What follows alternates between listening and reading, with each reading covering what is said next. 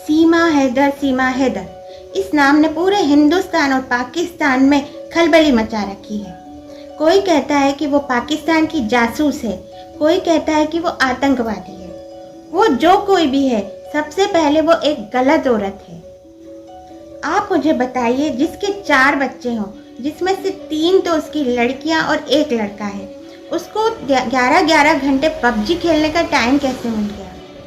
हमारे घर में छोटे छोटे बच्चे बहुत देर तक मोबाइल चलाते रहते हैं, तो हम इतने डिप्रेशन में आ जाते हैं कि इन बच्चों की मोबाइल से खेलने की आदत हम कैसे छुड़ाएं। और वो उन बच्चों का ध्यान नहीं रख के खुद ही गेम खेलती रहती थी, तो उन बच्चों का ध्यान वो कैसे रखती होगी? वो पबजी से, गेम के जरिए सचिन से प्रेम करने लगी और नेपाल जाकर उससे शादी भी कराई।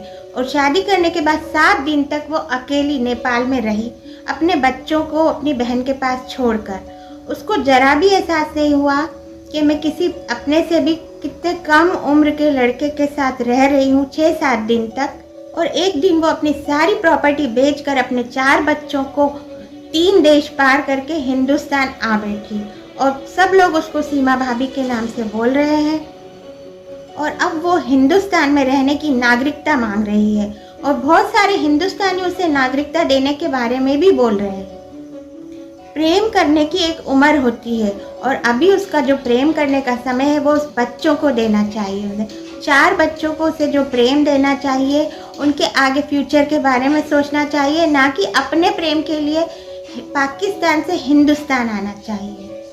आप जानते हैं, मिडिल क्लास फैमिली के लिए 4 बच्चे बीबी पालना कितना मुश्किल होता है। उनके लिए उनका पति गुलाम हैदर विदेश में रहकर मेहनत मजदूरी करके उसे पैसे भेजता था, ताकि उनके बच्चों का और बीबी का भरण पोषण हो सके।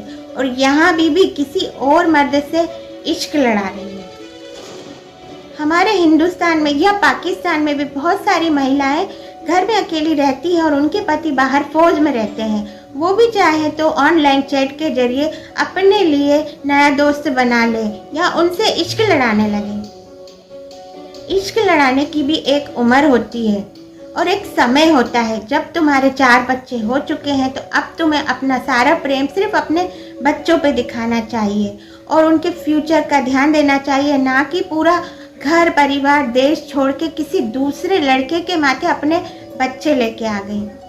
एक दिन जब वो उनका खर्चा उठाते उठाते थक जाएगा, हो सका इन दोनों में फिर बनना मुश्किल हो जाएगी, तो इसको भी बाहर जाके मेहनत मजदूरी करना पड़ेगा। फिर अपनी 3 लड़कियों को छोड़ के जाना बहुत बड़ा रिस्क है, क्योंकि आजकल खुद काका बाबा के लोग भी अपने नहीं होते, तो फिर अब ये तो दूसरे समाज की, दूसरे देश की महिला है, उसके बच्चों में, यानी कि उसकी 3 लड़कियां हैं। कभी किसी ने गलत नज़र रखी या किसी भी लड़की के साथ कोई ऊंच नीच होता है, तो पाकिस्तान इस बात को ध्यान रखेगा और इसके लिए वो बम फेंकने के लिए तैयार रहेगा और हिंदुस्तान पाकिस्तान में और ज़्यादा झगड़े हो सकते हैं।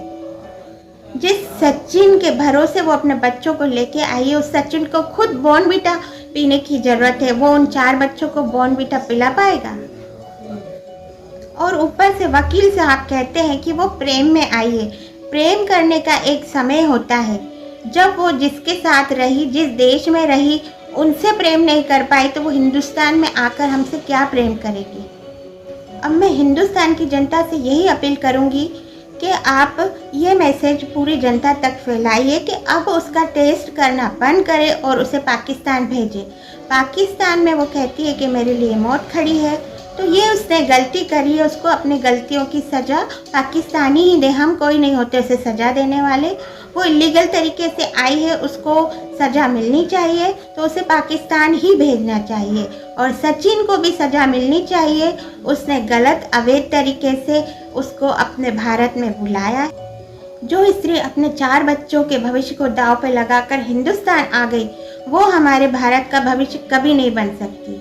इसलिए मैं चाहती हूँ कि आप इस वीडियो को ज़्यादा से ज़्यादा लोगों को शेयर करें, ताकि ये भारत सरकार तक पहुँचे और उसको भारत की नागरिकता बिल्कुल ना दें। और आप मेरे इस वीडियो से सहमत हो तो कमेंट करके बताएं कि आप क्या चाहते हैं और इस वीडियो को शेयर करें। Thank you.